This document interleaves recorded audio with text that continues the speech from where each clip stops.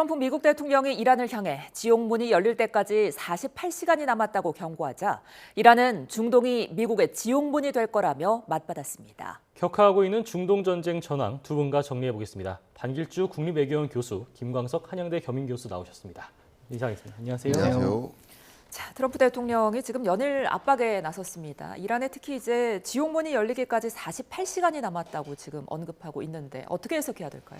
48시간의 의미가 이제 최후 통첩이잖아요. 근데 이제 트럼프 대통령이 최후 통첩을 너무 많이 이제 얘기를 하면서 최후 통첩다운 의미가 잃어버렸어요. 왜냐하면 뭐 초토화, 발전소 초토화를 언급하고 유예를 했잖아요. 근데 그게 또 이제 최후 통첩의 성격이 있는 거거든요. 대국민 연설을 통해서도 사실 최후 통첩의 의미를 얘기했고 유예 기간이 변화되지 않은 상태에서 48시간을 재각인시키는 거거든요. 예. 그러니까 최후 통첩이라고 하면 그거 자체에 파괴력이 있어야 되는데 그게 좀 낮아지고 있다. 그 얘기는 뭐냐면 이란을 압박하기 위해서 수사적 압박, 그다음에 군사적 타격을 통한 압박을 다 하고 있는데 그게 잘 통하지 않는 거에 대한 갑갑함, 다급함 이런 게 좀 있는 것 같습니다. 그래서 이게 이제 유예 기간이 끝났을 때 어떤 식으로 이 전황이 전개되느냐가 굉장히 분기점이 될 것 같습니다.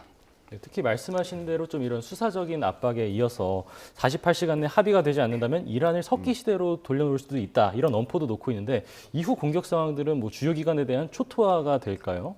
그렇죠. 석기 시대가 이제 무슨 의미냐라고 봤을 때 전기도 사용하지 못하고 도로도 사용하지 못하고 생필품도 구하지 못하고 이런 식의 그게 되겠죠. 그러면은 결과적으로 그 군사 시설이 아니라 민간 시설, 기본적으로 뭐 상업 인프라 이런 것들을 파괴하는 것이고 거기에는 뭐 발전소, 담수화 시설 이런 것까지 다 포함될 것이기 때문에 그게 사실 이란에게는 지옥문이 될 수 있겠죠. 그렇지만 미국에게도 지옥문으로 가는 또 문이 열리는 게 될 수 있거든요. 왜냐하면 퇴로로 못 나가잖아요. 그렇게 되면. 그러니까 엉망이 된 상태에서 계속 항전하는 상태에서 퇴로로 못 나가면 그냥 거기를 떠나는 것처럼 되거든요. 그냥.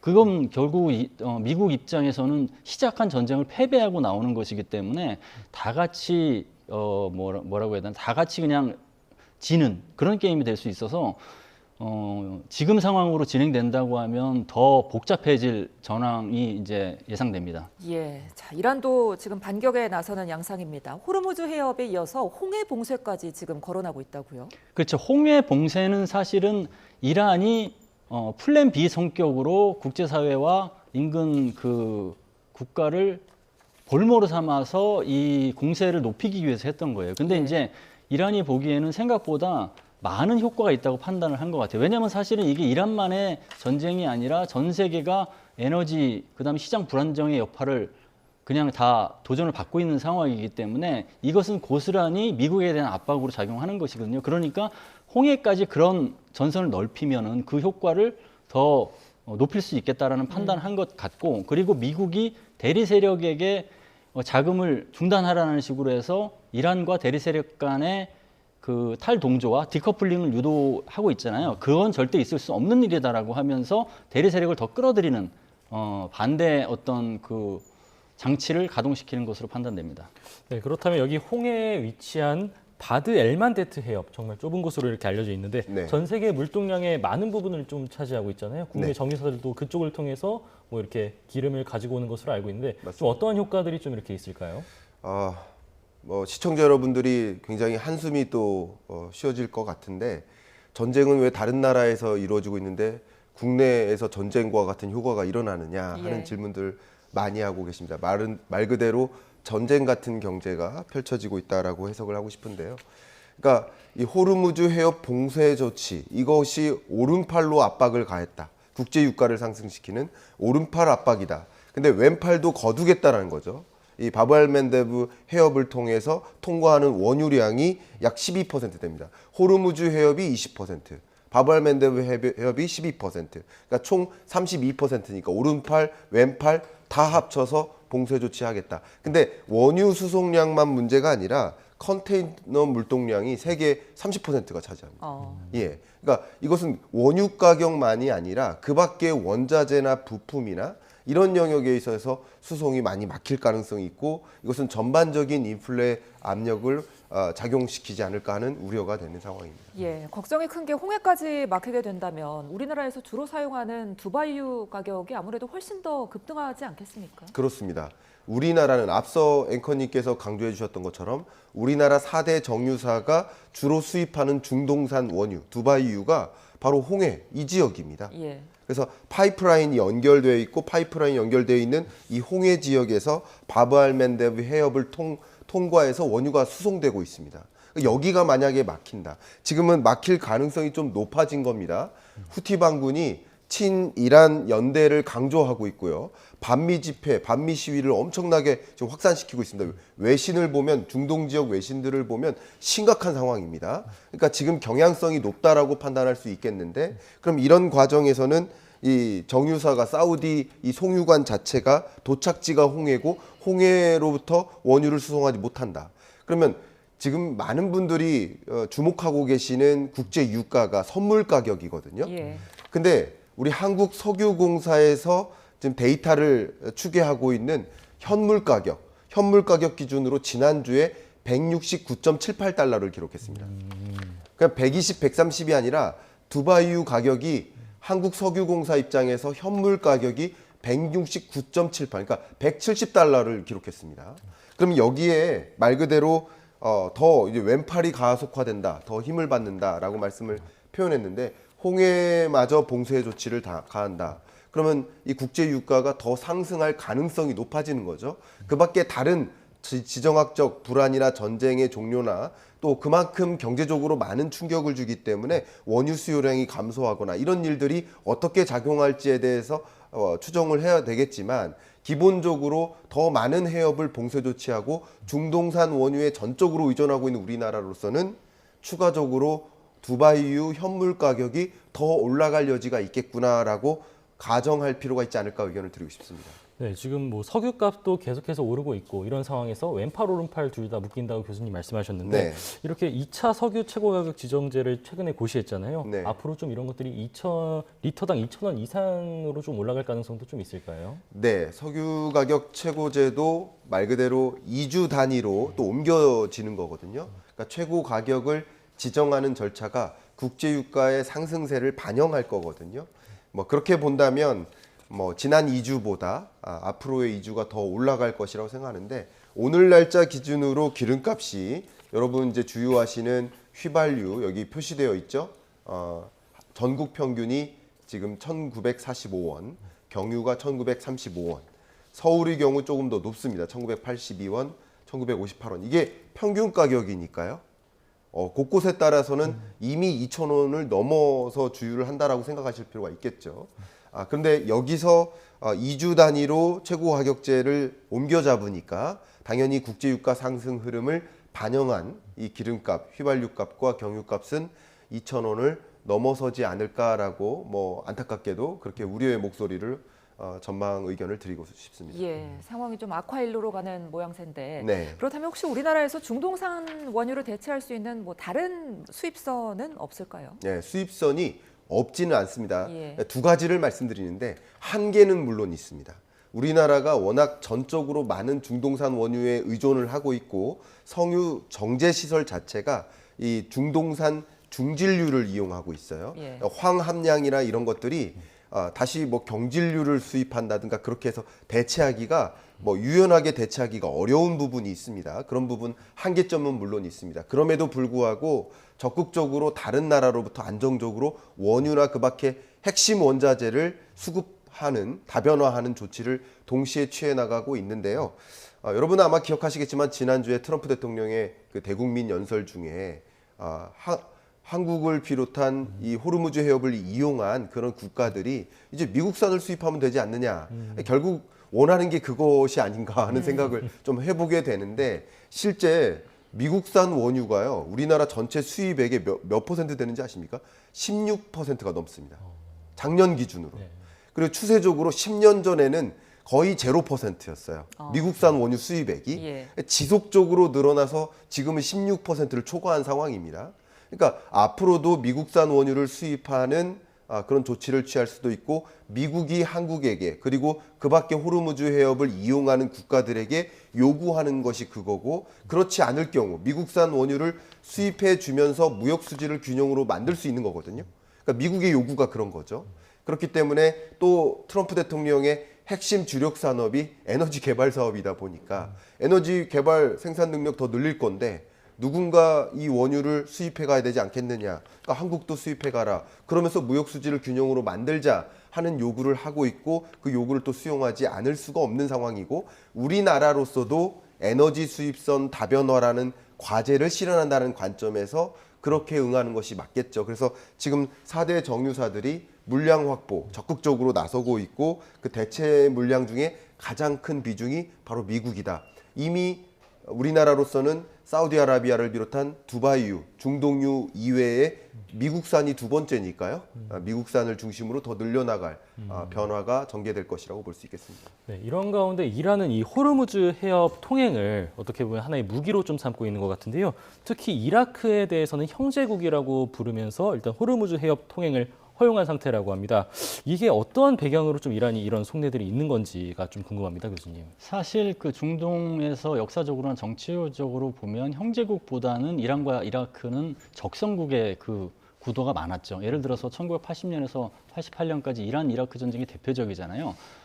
그리고 뭐 당시에 시아파가 이제 주류인 이란을 이제 순위파 대통령인 사담 후세인이 사실 침공하는 식으로 시작됐고, 그래서 뭐 굉장히 대립 그런 구도가 많았는데 형제국이라고 강조한 것은 그만큼 전략적 의도가 있다라고 봐야겠죠. 첫 번째는 뭐냐면 지금 전쟁을 그 이슬람과 이제 미국의 전쟁으로 이제 그 구도를 만들어서 유리한 판을 가져간다. 그래서 이란과 이라크는 그 사실 뭐 문명도 다르고 예를 들어서 뭐 이란은 페르시아 제국을 강조하고 이라크는 이제 메소포타미아 문명을 강조하지만 공통점이 하나가 있어요. 그래도 주류는 시아파다. 인구의 주류는 그 공통점 하나로 해서 뭉치려고 하는 그런 것을 이제 강조하는 것이고요. 이라크 입장에서도 이렇게 형제국이라고 해서 호르무즈 해협 통과하는데 편의를 봐주는 것은 나쁘지도 않은 게 지금 이란 전쟁으로 인해서 이라크가 석유 수출에 상당한 차질을 빚고 있거든요. 그래서 우회로 튀르키예 제이한 항구를 통해서 이제 우회적으로 하는 그거 일부만 이제 원유 수출하고 있는 상황이기 때문에 이게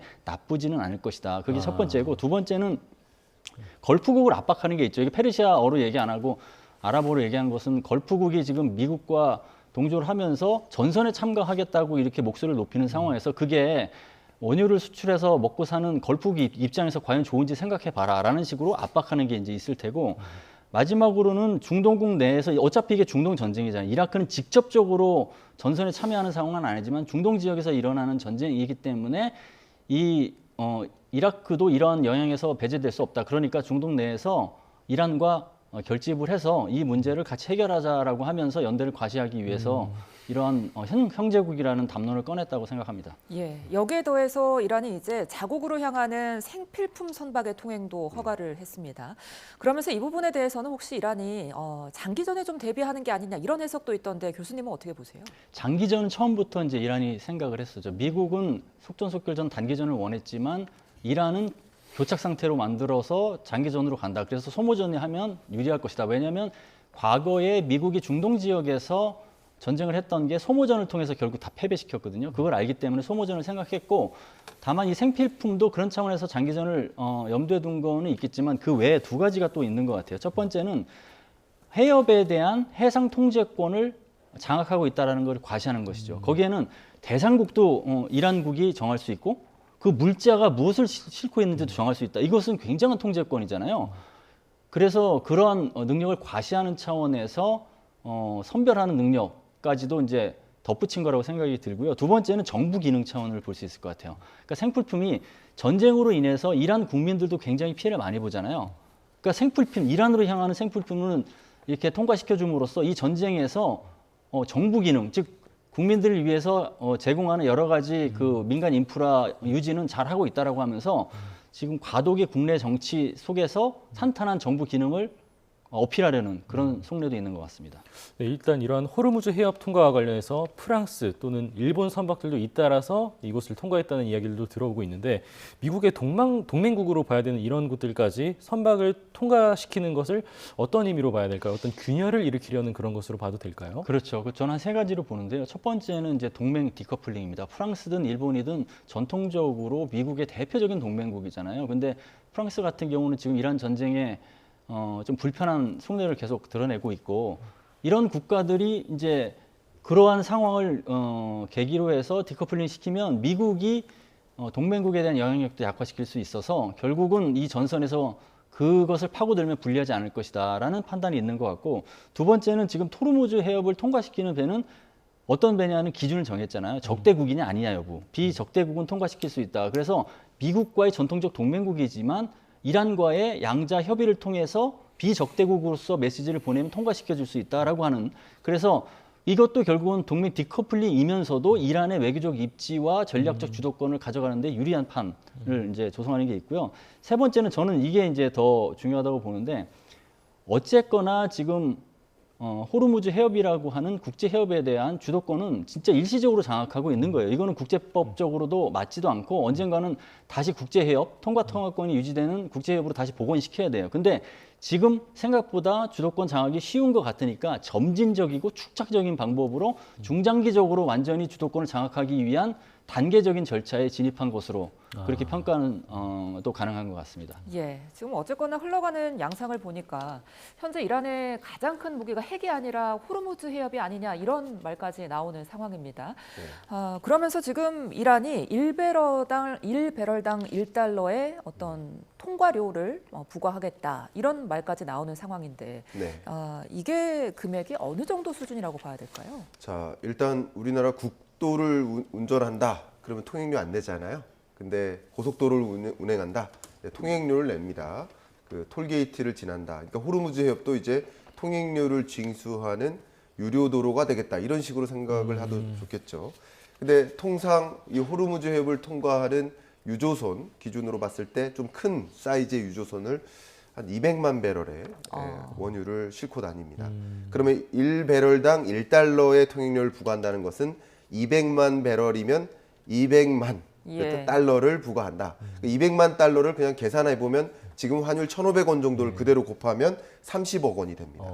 이게 무리한 숫자인가? 비교해 보면 수에즈 운하도 유사합니다. 그러니까 수에즈 운하는 국제법상 다릅니다. 그러니까 소위 국제법상 특별한 조치가 없는 그냥 국제 해역을 통과하는데 왜 통행료를 부과하냐라는 거지만 수에즈 운하 같은 경우는 특별한 조치가 있는 것이니까 자 거기서 통행료를 부과하는데 이집트 정부가 보유하고 있죠. 수에즈 운항 관리청이 있습니다. 여기서 부과하고 있는 통행료가 많게는 30억 원 정도 됩니다. 그러니까 거의 수에즈 운하를 통과하는 그 통행료에 유사하게 통행료를 부과하겠다라는 그런 의도입니다. 물론 말씀드리지만 국제법상으로는 안 돼요. 다시 말하면 이성적으로는 안 돼요. 근데 전쟁이 이성적입니까?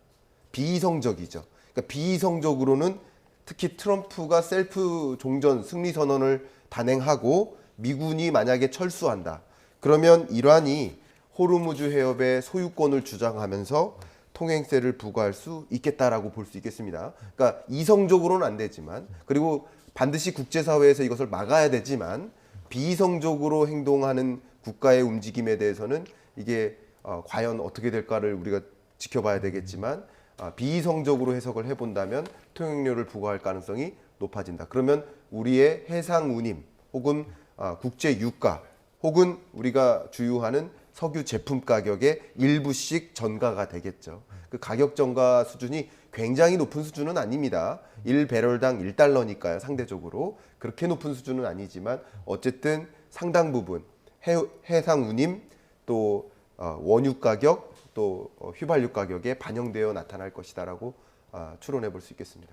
네, 그런가 하면 전황과 관련해 가지고는 이렇게 이란에 격추된 F-15 전투기 조종사를 미국은 물론이고 이란도 역시 열심히 수색하고 있는 상황인데 이게 어떻게 전쟁의 사기적인 부분에서 영향을 미쳐서 그런 건지 양쪽이 이렇게 경쟁적으로 수색에 나선 이유가 뭘까요, 교수님? 우선은 말씀하신 대로 사기 쟁탈전이 있는 것이죠. F-35는 1989년에 전력화돼서 전장을 진짜 누비면서 그 전투 능력을 입증한 항공기예요. 그것을 이제 격추시킨 상황에서 조종사까지 이제 확보를 하게 된다면 이란군의 사기는 엄청나게 올라가겠죠. 반면 미국군의 사기는 떨어질 겁니다. 즉 여러 가지 이제 타격 작전에 나서는 그 전투기들 그리고 뭐 탐색 구조 작전에 나서는 뭐 블랙호크 같은 헬기들이 공격을 받아서 격추될 수 있다라는 압박감이 있으면 아무래도 작전이 위축될 수밖에 없잖아요. 네. 그래서 사기 쟁탈전이 있는 것이다라는 게 이제 첫 번째고요. 두 번째는 이제 인질전이라는 게 이제 협상력을 제고시키는 역할을 할 수 있을 거다라는 이란이 판단을 하고 있을 거예요. 그래서 미군 포로를 이제 미군 조종사를 포로로 이제 잡게 되면 협상력 차원에서 완전히 달라질 것입니다. 이것은 미국의 그 반전 여론에도 더 불을 붙일 것이고 그러면 트럼프 행정부에서는 지금 이 전쟁에서 이란 전선이 교착 상태에 빠지고 있는 것뿐만 아니라 국내 전선에서는 더 힘들어지고 있는 상황인데 그게 더 힘들어질 것이다라는 게 있고 마지막으로는 자기 연쇄 함정을 유도하는 게 있어요. 결국은 조종사를 구조하기 위해서 탐색 구조 헬기가 투입돼야 되고 그러면은 탐색 구조 헬기는 방공망 측면에서는 그러니까 자체 방어 능력이 취약해요. 그러면 공격하기가 더 쉽거든요. 그럼 또 공격까지 시키면 또 피해를 줄 수 있다라고 해서 그런 세 가지 어떤 그 주요한 요소로 인해서 지금 이런 전황이 주목되는 상황입니다. 예. 자, 이런 상황 속에서 백악관이 내년도 국방 예산안을 올해보다 약 40% 정도 늘리겠다고 지금 합니다. 그러니까 약 2천조 원 넘는 금액을 국방 예산으로 마련하겠다는 건데 네. 이렇게 되면은 현대사 최고 수준의 군사비가 되는 거잖아요. 네, 정말 이 숫자의 의미를 조금 쉽게 설명을 드려볼게요. 예. 우리나라의 경제 성장률이 1%예요. 그런데 올해 국방 예산을 올려잡은 게 8.1% 증액했습니다. 이게 굉장히 강하게 국방 예산을 올려잡은 겁니다. 예. 자, 근데 얼마 전에 나토 회원국들이 향후 2030년까지 국방 예산을 지금 GDP 대비 2.5%에서 5%로 올려잡겠다. 10년에 걸쳐서 올려잡겠다. 그러니까 이런 수준의 국방비 예산 올려잡는 속도를 생각해 보시고 또 비유컨대 세계 경제 성장률이 3% 수준, 미국 경제 성장률이 2.5% 수준. 근데 그런 것에 비하면 국방 예산을 40% 올려잡는다. 그러니까 얼마만큼 국방 예산을 강도 높게 올려잡는다라는 것이 좀 충분히 예. 체감이 되실 것 같고요. 그만큼 국방 예산을 올려잡고 국방 예산을 올려잡는 과정에서 세계적으로 국방력을 과시도 하고 또 국방 산업에서의 기회도 좀 탐색을 하고자 하고 그리고 세계적으로 지정학적인 분절화가 더 전개될 여지가 있겠다고 볼 수 있겠습니다. 왜 이런 말씀을 드리느냐? 이쪽 진영에서 국방 예산을 올려잡는다. 그럼 적대국 진영은 어떻게 할까요? 역시 같이 국방 예산을 올려잡습니다. 예. 그러니까 세계적으로 국방 예산을 올려잡는다. 국방 예산을 올려잡는다는 것은 뭐 전쟁 중에 산업을 논하기가 좀 죄송스럽습니다만 국방 산업의 사이즈가 커진다라고 해석할 수 있겠죠. 왜냐하면 우리가 민간이 총을 사지 않아요. 예. 민간이 이 탱크나 전투기를 사는 게 아니에요. 국방 예산으로 전투기를 사는 겁니다. 그만큼 세계적으로 국방 예산을 올려잡고 미국이 올려잡는 와중에 한국, 일본, 우리 우방국 진영 너네들도 같이 올려잡아 라는 요구를 할 수밖에 없죠. 그러니까 미국과 미국 우방국들이 국방 예산을 올려잡으면 적대국 진영도 같이 올려잡고 세계적으로 국방 예산을 올려잡는 과정 그런 과정에서 말 그대로 방위 산업의 사이즈가 커지는 또 현대화되는 그런 움직임이 전개될 것이라고 세계 경제를 좀 관측하는 데 도움이 됐으면 좋겠습니다. 네, 그런가 하면 트럼프 대통령이 한마디 할 때마다 세계 증시가 정말 출렁이고 있잖아요. 네. 그런데 일단 지난주 목요일에 종전 선언이 있을 거란 기대감이 사라지면서 또다시 한번 크게 출렁이는 모습인데 네. 진원지인 미국보다는 아시아 쪽의 증시가 훨씬 더 출렁이는 것 같은데 네, 그렇습니다. 어떤 이유가 있을까요? 일단 이 중동 전쟁의 피해가 주로 어디로 집중될까를 판단하시면 좋겠습니다. 러우 전쟁하고 비교를 해보면 러우 전쟁 당시 러시아에 대한 경제 제재를 발동시켰고 그럼 러시아로부터 천연가스 수급이 제대로 되지 않는 유로피언 국가들이 경제적인 충격을 가장 집중적으로 받았죠. 근데 이 중동 전쟁은 당연히 중동산 원유 공급이 제대로 되지 않으면서 발생하는 그 충격은 아시아에 집중되겠죠. 그 아시아 중에서도 유독 한국이 아시아 평균 주가 하락률보다 훨씬 3배 이상 낙폭을 보였습니다. 그럼 왜 그럴까? 자, 이렇게 보겠습니다. 1번, 에너지 자립도입니다. 아시아 국가 중에서도 유독 우리나라가 에너지 자립도가 낮아요. 중국은 자립도가 높습니다. 중국은 심지어 산유국이에요. 중국 내에서도 원유를 생산해요.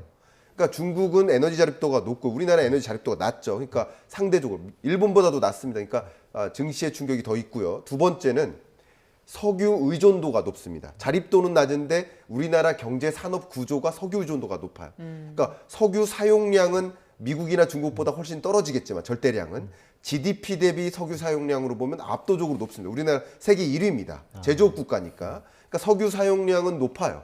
그리고 세 번째는 그 석유를 중동산에 의존을 하고 있다. 8, 90%를 중동산을 쓰고 있다. 그러니까 이 세 가지 관점에서 유독 한국 경제에 충격이 집중되겠구나라고 조망하고 지난주에 발표된 OECD 경제전망 보고서에서 세계 주요국 성장률을 조정할 때 한국 경제의 성장률을 가장 큰 폭으로 조정했죠. 1.7%로 낮춰 잡았습니다. 이 얘기는 곧 이 중동 전쟁이 장기화되고 그로 인해 공급발 쇼크가 일어나면 유독 다른 나라들 전 세계적으로 충격을 주긴 하겠지만 유독 한국 경제에 더 큰 충격을 주겠다라고 국제사회에서 평가를 하고 있는 겁니다. 예. 네, 그런 것이 주가의 상당 부분 반영되어 나타나는 것이다라고 의견을 드리고 싶습니다. 예, 그러니까 하루빨리 좀 전쟁이 끝나야 할 텐데 전쟁이 끝난다고 해도 걱정인 게 지금 트럼프 대통령이 오방국 중에서 우리나라를 콕 집어서 좀 서운함을 표시했단 말이죠. 그렇다면 이제 전쟁이 끝나고 난 후에 어떤 청구서를 또 내밀지 않을까 하는 점이 우려가 되는데 어떤 부분을 우리가 좀 걱정해야 될까요? 예, 미국은 전후에 동맹 재검토 이 작업에 착수하겠다고 얘기를 했어요. 예. 나토가 첫 번째 대상이 될 것 같고 아시아 동맹도 이제 서운함을 드러냈기 때문에 재설계 수준에서 뭐 동맹에서 나오는 수준은 아니다 하더라도 협상력을 높이려고는 할 겁니다. 그러니까 기본적으로 미국이 한국을 대상으로 협상력을 높이려고 했던 게 뭐 주한 미군 수 조정, 그다음에 뭐 그 방위비 분담금, 그다음에 전략적 유연성 같은 카드거든요. 그런 카드를 이제 협상력을 높이기 위해서 사용할 가능성이 높은데 이 이란 전쟁이 호르무즈 해협이라는 이 상황이 아니더라 하더라도 트럼프 행정부의 협상 공식의 특징은 한 번으로 끝나지 않기 때문에 중간중간에 계속 협상력을 높이기 위해서 노력을 했을 텐데 이번까지 생겨서 높아진 게 사실이죠. 그러니까 이제 우리나라는 대미 투자 지금 이제 구체화 단계 있잖아요. 그걸 탐포를 이제 높이고 그리고 미국이 아쉬워하는 대목이었던 조선협력 거기에서 청사진을 좀 더 구체화시키고 하는 식으로 해서 그런 협상 청구서에 선제적으로 대응하는 것이 필요하다고 생각합니다. 알겠습니다. 오늘 두 분 말씀 여기서 줄이겠습니다. 지금까지 반길주 국립외교원 교수, 김광석 한양대 겸임교수와 함께했습니다. 고맙습니다. 감사합니다. 감사합니다.